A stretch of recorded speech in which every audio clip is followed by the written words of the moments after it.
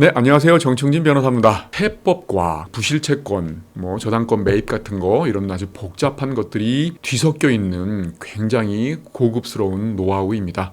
물론 이제 확정된 판례도 없고 아직까지는 설랑설레가 많은 수익 모델이긴 합니다만은 충분히 비과세 혜택을 노릴 수 있는 그런 수익 모델이다라고 생각하시면 되겠습니다. 오늘 공부를 해보실 물건은 2011년에 진행됐던 그런 사건인데요. 경기도 용인시 기흥구에 있는 84제곱미터 국민평형의 아파트입니다. 감정평가 금액이 2억 7천만 원인데 무조건 6번의 유찰을 거쳐가지고 6,100만 원까지 떨어져 있는 상태입니다. 도대체 이게 일반 물건은 아닌 것 같고 어떤 그런 복잡한 권리관계가 있길래 이렇게 많이 떨어졌을까 궁금하게 생각하실 텐데요. 물건 명세의 내용들이 요약이 돼 있으니까 한번 보면 최모모 씨가 2009년 11월 4일 날 전입을 했고 그다음에 김모모 씨도 2009년 11월 4일 날 전입을 했다. 그런데 둘이 같은 날 전입을 한 거 보니까 부부로 추정이 되네요. 이쪽 게 이제 확정일자까지 받은 거 보니까 임차인인 것 같습니다. 김모모 씨가 확정일자가 2011년 6월 13일이고 배당 요구는 2011년 6월 13일 날 배당 요구를 했다. 확정일자를 받으면서 바로 당일날 배당 요구를 했네요. 배당 요구 종기는 아까 확인해 보니까 6월 15일입니다. 그런데 문제는 2011년 6월 15일 아까 배당 요구 종기라고 그랬죠. 이때가 권리신고 및 배당 요구 철회서가 제출됨 이렇게 돼 있습니다. 배당 요구를 했다고 하면 1억 500 이상만 낙찰되면 배당 받고 끝나는 거지 않습니까? 그런데 배당 요구 및 그 권리신고를 철회를 했대요. 이렇게 되면 배당 요구 종기 내에 적법하게 배당 요구를 철회한 거로 봐서 배당 한 푼도 못 받겠죠? 근데 대항력이 있는지는 볼까요? 여기 보시면 최선순위 설정 일자와 전입신고 일자를 비교해 보라고 했죠. 근데 최선순위 설정 일자가 2010년 8월 3일이고 전입신고 일자는 2009년 11월 4일이고 이렇게 되면 임차인은 대항력이 있는 거지 않습니까? 대항력 있는 임차인이 배당 요구를 했다가 배당 요구 종기 이내에 배당 요구를 철회했다라고 한다 그러면 낙찰자가 보증금을 다 떠나야 되는 그런 상황인 겁니다. 그래서 이렇게 높게 낙찰을 받았던 분들은 이렇게 배당 요구를 철회했던 그런 사정들을 몰라가지고 보증금을 이렇게 상실을 하게 된 거죠. 계속해서 이제 유찰되고 하다가 6,100만 원까지 떨어진 상태입니다. 근데 6,100만 원이면 아까 보증금이 얼마였죠? 1억 500만 원이었지 않습니까? 보증금을 또 하나도 이제 손에 안 보는 손까지 많이 떨어졌으니까 충분히 경쟁을 통해서 낙찰이 되겠구나 싶으시겠습니다만은 이 물건은 또 하나의 문제가 있었습니다. 여기 소유자가 성모모 씨로 되어 있는데 근저당권자는 청남, 이 채권 최고액 3억. 채권 최고액이 3억 정도면은 120% 보통 채권 최고를 설정한다고 치면 대출 금액은 2억 5천 정도 되겠죠. 이 사람이 이제 이 청남이라는 데에서 경매를 넣은 거죠. 근데 이제 청구액은 2억 7천만 원이었는데 이게 경매 개시할 때 이제 청구액이었으니까 수많은 유찰을 거쳐가지고 상당히 오랜 시간이 지나서 낙찰됐기 때문에 입찰할 때쯤 됐을 때는 거의 이제 3억까지 이자가 다 붙어가지고 채권 최고액까지 원리금이 됐을 거라고 보여집니다. 이런 상태인데 이 성모모 씨가 이 청남의 저당권이 자기 아들이 채무자였는데 자기 아들이 그 서류를 위조해가지고 이 청남한테 근저당을 설정해 준 거기 때문에 이건 무효이다라고 소송을 진행을 했습니다. 제가 사건본을 통해서 확인을 해봤더니 1심은 성모모 씨가 졌어요. 이 청남의 저당권이 유효하다는 거죠. 그 위조했다는 그런 주장들이 받아들여지지가 않은 거죠. 판결문을 좀 떼봤더니 성모모 씨는 소송의 의지도 없고 저희가 이제 입찰을 할 때는 항소를 진행했습니다만 곧 항소를 취할 분위기였습니다. 만약에 저당권 말소송에서 청남이 만약에 지게 되면 우리가 낙찰을 받고 잔금을 내도 무효인 저당권에 효력을 부여할 수는 없는 거니까 경매 절차가 무효가 됩니다. 그러면 우리는 잔금을 다 내고도 소유권을 뺏기는 그런 상황이 될 수 있다 보니까 되게 위험했죠. 그러니까 사람들은 6,100만 원까지 떨어질 때까지도 입찰들을 안 했던 거겠죠. 근데 제가 이제 얼핏 딱 보니까 누가 이제 임차인으로 배당 요구까지 했고 갑자기 또 이제 배당 요구 종기 마지막 날 그 철회를 했고 그다음에 전입신고할 때 보통 확정일자를 받는데 그것도 이제 경매 개시 결정 한참 후에 배당 요구 종기가 6월 15일이었으니까 6월 15일 이틀 전에 이제 지금 확정일자를 받았단 말입니다. 이렇게 되니까 위장임차인으로 추정되는 정황이 지금 상당히 보이고 있습니다. 그리고 이제 이 청남이란 내가 돈을 빌려줄 때 이런 1억 500짜리가 임차인으로 있으면 과연 이렇게 큰 금액을 빌려줬을까라는 것들도 있고요. 청남은 은행은 아니란 말입니다. 인터넷으로 쳐보니까 축산업을 하는 법인 이런 그런 법인이더라고요. 그러니까 은행은 아니니까 꼼꼼하게 이렇게 임차인이 있다 하더라도 그냥 이거 돈을 빌려주면서 저당권을 잡은 게 아닌가라고 생각할 수도 있겠죠. 그 위장 임차인인지 아니면 실제로 진정한 임차인인지 조금 헷갈리는 정황들이 좀 있죠. 이런 거를 볼 때는 법원에 제공하는 이런 서류들을 통해 가지고 다양하게 한번 추리를 해보는 게 필요한데, 보시면 이 성모모 씨의 주소지가 2010년 1월 13일에 일로 들어왔습니다. 임차인들은 2009년 11월 4일날 들어왔죠. 그리고 이 성모모 씨가 이제 또 2010년 7월 23일날 6개월 뒤에 같은 아파트긴 하지만 다른 호수로 전거를 했어요. 이렇게 되면 2010년 7월 23일까지는 여기에 소유자가 살았던 걸로 추정이 되고 있죠. 서류상으로 여기 이제 전입신고가 이쪽으로 돼 있다 하더라도 살았다라고 반드시 추정할 수는 없지만, 그럼에도 불구하고 이렇게 정황들이 소유자가 이렇게 살았다고 한다 그러면 저 임차인들은 안 살았던 게 아니야 라는 또 추정도 한번 해볼 수 있겠고, 갈수록 이제 위장 임차인의 냄새가 좀 짙어지고 있습니다. 그리고 등기부등본을 또 한 번 또 봤더니, 아까는 그 청남이라는 데가 은행이 아니니까 대항력 있는 임차인이 있어도 뭐 해줬겠지, 그죠? 은행이 아니니까 꼼꼼하게 그렇게 검토는 안 했을 거야 라고 생각하겠지만, 여기 보시면 2010년 1월 13일 아까 임차인이 들어오고 나서 한참 있다가도 저당권이 설정되는데, 보니까 그 저당권자가 동김제농협이에요. 농협에서 2억 대 초반에 금액을 대출을 해줬구나. 그랬다가 이제 또 얼마 있다가 이렇게 해지가 됐고, 해지가 되면서 당일날로 또 2억 800만 원으로 성문농협이라는 데에서 또 대출을 해줬습니다. 이렇게 은행이 두 군데에서라도 대출을 해줬다고 한다면 실제로 저 임차인들은 무상임대차 각서를 제출을 했거나 진정한 임차인이 아니겠구나 추정이 됐는데, 실제로 확인을 해보니까 소유자의 지인일 뿐이었다. 무상임차 각서도 있더라. 이런 식의 증거들이 발견됐습니다. 이렇게 되면 문제가 없는 물건이 돼버렸죠. 위장 임차인 문제도 해결할 수 있을 거고, 요 성모모 씨의 요거 소유권 또 항소가 취하되면은 경매 절차는 유효해지니까 아무런 문제가 없는 물건이 돼버렸습니다. 이제 이거를 알게 됐으니까 이제 입찰을 준비를 해야 되는데, 만약 1억에 낙찰을 받았다고 치자고요. 낙찰을 받은 다음에 이제 2억 5천에 팔았습니다. 이렇게 되면은 시세차익이 1억 5천인데 이거를 1년 내에 팔았다고 한다 그러면 지금의 세율로 따진다고 한다 그러면 얼마죠? 77%의 세금을 내다 보면 차익은 1억 5천인데 수익은 3천만 원 정도밖에 안 남는, 국가가 우리를 위해서 뭘 해줬다고 이렇게 세금을 이렇게 많이 낼까 우리가, 정말 억울하다, 분통 터진다, 뭐 이런 식의 감정이 느껴질 만큼 세금을 너무 많이 걷어가죠.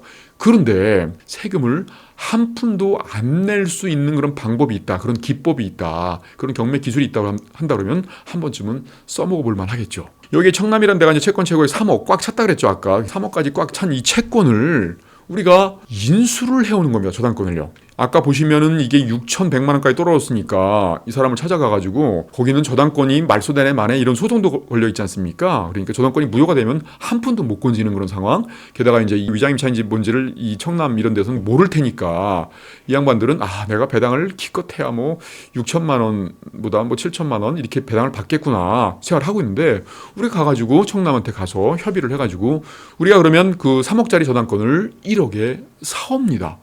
그런 다음에 우린 저당권자 지위를 이제 승계했다고 법원에 신고를 해요. 그렇게 되면 이제 우리가 저당권자가 되는 거겠죠. 그리고 나서 근저당권 말소소송 이 부분을 해결을 한번 해보는 거죠. 근저당권 말소소송은 항소가 조만간 취하될 것 같았는데 아니나 다를까 금방 또 취하가 됐습니다. 그러니까 그건 문제가 없게 됐고, 그러면 이 최모모 씨와 김모모 씨 이 부부 임차인이 위장 임차인이라는 소송을 진행을 해서 문제가 없도록 만들어 놓고 경매를 진행시키면 최소한 금매가인 2억 5천에 낙찰되지 않겠는가라고 생각을 해볼 수가 있겠죠. 어떻게 할까요? 법원에다가 이 위장 임차인으로 추정되는 사람들 때문에 정말로 많이 유찰되고 있다. 그래서 우리가 이렇게 큰 손실을 보고 있으니까 경매 절차를 잠깐 정지를 해달라. 우리가 임차권 부존재 확인 소송이라는 걸 진행을 해가지고 얘네들이 그 위장 임차인인 걸 밝히겠다라는 식으로 법원에 이제 그 경매 절차 정지 신청서를 넣고 임차권 부존재 확인 소송을 제기했다는 그런 그 증거 자료를 내면 요거는 경매 절차를 정지를 해줍니다. 소송을 진행을 하는 거죠. 그래서 이제 1년 이내 소송에서 우리가 이깁니다. 이긴 다음에 바로 경매 절차 속행 신청서를 접수를 하는 거죠. 이렇게 되면 경매가 진행이 되겠죠. 그렇게 되면 이제 아무런 문제가 없다라는 걸 또 이제 법원에서 공지를 해달라라고 우리가 요청을 하게 되면 또 법원에서 물건 명세서에 최모모 씨와 김모모 씨는 위장임차인이라는 거가 밝혀졌다. 소송을 통해서 근저당권이 말소될 거라는 거는 그 항소를 취하해가지고 근저당이 유효한 거로 확정이 됐다. 이런 식으로 이제 공지가 된다고 한다 그러면 이제 일반 물건이 되지 않습니까? 그렇게 되면 이제 금매가인 2억 5천 정도에 낙찰이 되겠죠. 이렇게 되면 우리는 1순위 저당권자의 지위에서 2억 5천을 배당을 받겠죠, 우리가. 이렇게 되면 실제로 우리는 채권을 1억에 매입을 했는데 2억 5천을 배당받는 꼴이 되지 않습니까? 그런데 중요한 부분들은 1억에 뭐 그 채권을 매입해가지고 2억 5천 배당받았으니 뭐 세금 다 나갈 거 아닙니까? 뭐 이렇게 생각하실 수 있겠습니다만은 저당권을 매입해가지고 배당을 통해가지고 수익이 난 이 부분들에 대해서 세금을 매기기가 정말로 어려워요. 세금 한 푼도 안 내는 첫 번째 방법은 저당권을 매입해서 배당을 통해 수익을 내는 방법인데, 서울행정법원에서 이제 이런 분쟁이 있었죠. 과세관청에서 세금을 부과를 하니까 저당권을 매입했던 그 개인이 소송을 진행을 한 겁니다. 판결에서 이렇게 판결이 났습니다. 부실채권 매매를 업으로 하지 않는 개인이 민법상 채권 양도의 방식으로 부실채권을 매수했다가 매각함에 따라서 발생한 처분이익은 과세 대상 소득에 해당되지 아니한다. 이렇게 이제 판결을 내렸는데 그 이유가 뭐냐면, 매매대금을 초과하는 이익이 발생했다 하더라도 이익이 발생했다면 이는 회수불능의 위험을 부담한 매수 또는 투자에 대한 수익으로 보는 것이 사회 통념상 타당하기 때문에 이거는 실질적으로 양도 차익으로 볼 수도 없고 과세 대상인 소득으로 볼 수 없다, 이런 내용인 거죠. 유동화 자산의 가치 상승으로 인해서 양수행에 발생한 이익 또한 이자의 획도로 볼 수는 없다.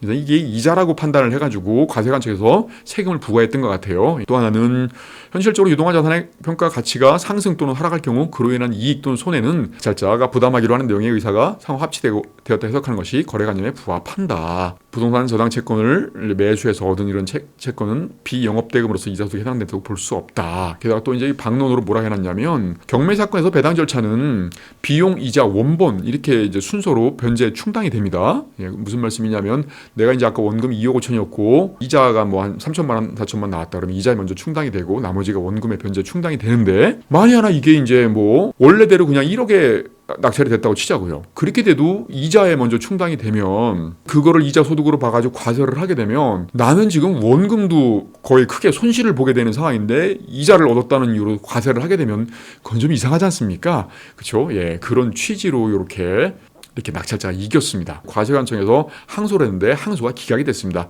그 내용은 똑같은 거죠. 1심 판결의 이유를 그대로 인용을 한다, 이렇게 판결이 났습니다. 그래서 이제 이 고등법원 판례가 아직까지 바뀌지는 않고 있거든요. 과세관청에서는 이거 아무리 봐도 좀 억울해 보이지 않습니까? 수익은 분명히 났는데 세금을 부과를 못한다고 하니까, 그래서 이제 자꾸 이런 판례가 있음에도 불구하고 과세를 해요. 근자에는 이렇게 과세를 하는 것들이 부실채권 매매 차익들을 사업소득으로 보아 종합과세를 한 거는 잘못이 없다. 사업소득으로 봐서 사업소득세를 부과하는 것은 정당하다. 뭐 이런 식으로 판결들이 나고 있습니다. 처분청이 청구인들이 얻은 부실채권 매매 차익을 사업소득으로 봐 종합소득세를 과세한 거는 잘못이 없다. 또 이렇게 이제 결정이 나기도 하고, 일시적으로 매입한 채권을 매각하거나 경락으로 인해 발생한 차익은 소득법상 과세 소득에 해당되지 않으나 사업자가 일부의 채권을 매매하거나 사업과 관련된 경우에는 사업소득에 해당된다. 뭐 이런 식으로 해서 자꾸 사업소득세를 부과를 해요. 아니면 그 원금을 넘어서는 금액에 대해서는 이자로 봐서 또 이자소득세를 부과를 하고요. 이런 식으로 이제 심심치 않게 이 국세심판원의 결정내들이 심심치 않게 나오고 있습니다. 소득세법상으로 소득의 구분은 이렇게 돼 있습니다. 이 소득에 해당되지 않으면 과세를 할 수가 없는 것이거든요. 그런데 이게 이자소득인가요? 이자소득은 아까 아니라 그랬죠? 이게 배당소득인가요? 뭐 주식 같은 거 갖고 있을 때 배당하는 거 이런 것도 아니니까 아니겠죠. 사업소득? 반복되게 되면 기본적으로 그건 사업이니까 사업소득으로 볼 수 있겠죠. 근데 우리 같이 이제 그냥 부실채권의 저당권을 개인으로부터 매입하는 거, 그게 무슨 사업도 아니고, 그죠? 한두 번씩 하는 거, 그러니까 사업소득도 아닐 거고, 근로소득은 아니겠고, 연금소득도 아니겠고, 어떤 소득의 구분으로 봐도 소득이 아니라는 거죠. 우리 결정내에서도 이렇게 나왔지 않습니까?